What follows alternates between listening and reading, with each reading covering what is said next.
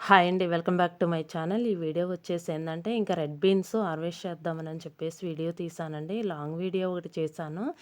ఇంకా ఇదొచ్చేసి short video అనమాట. ఇంకెక్కువగా లేవులే, షార్ట్ వీడియో పెడదాం చివరగా అని చెప్పేసి షార్ట్ వీడియో ఒకటి తీశాననమాట.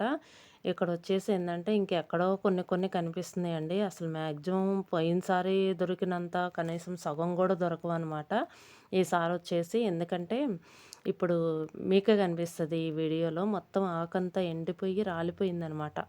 ఎండిపోయిన కొమ్మల్లాగుండా ఎక్కడో ఇంకా పూత గూడా ఎక్కడో ఒకసాట కనిపిస్తుంది. చూద్దాం ఈ వీడియోలో ఇంకా హార్వెస్ట్ చేస్తున్నాను గదా! ఎన్నొస్తాయి అని చెప్పేసి చూద్దాము. ఎక్కడో ఒకసాట కనిపిస్తున్నాయనమాట. కాయలు గూడా మీకు కనిపిస్తున్నాయో లేదో ఎక్కడో ఒకటి అరా కనిపిస్తున్నాయి. చాలా వరకు అయిపోయిందండి. కాపొచ్చేసి చాలా వరకు అయిపోయింది. అక్కడికి అంటే కోసిన ప్రతిసారి తీయలేదు గదా వీడియో. ఇదొచ్చేసి ఇంకా చివరకు వచ్చేసినాయండి. కాపొచ్చేసి చాలా వరకు ఎండిపోయింది. కాకర చెట్టు పోయినసారి హార్వెస్టింగ్ చేశాం గదా! అది గూడా ఎండిపోయిందండి. అది గూడా అసలు ఏమీ రాలేదు. ఇంకేందంటే మొత్తం కాపు కూడా అయిపోయింది. ఇవైతే చానాలుంటాయండి.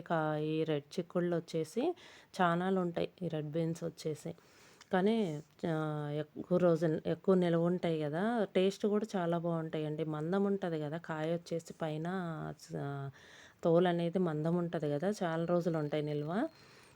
దగ్గర దగ్గర వచ్చేసి 1 వీక్ 10 డేస్ పైనే ఉంటాయండి. ఇవొచ్చేసి మనం జాగ్రత్తగా ఏందంటే మధ్య మధ్యలో ఒకసారి కొంచెం తడది తుడిచిపెట్టుకుంటే బావుంటది.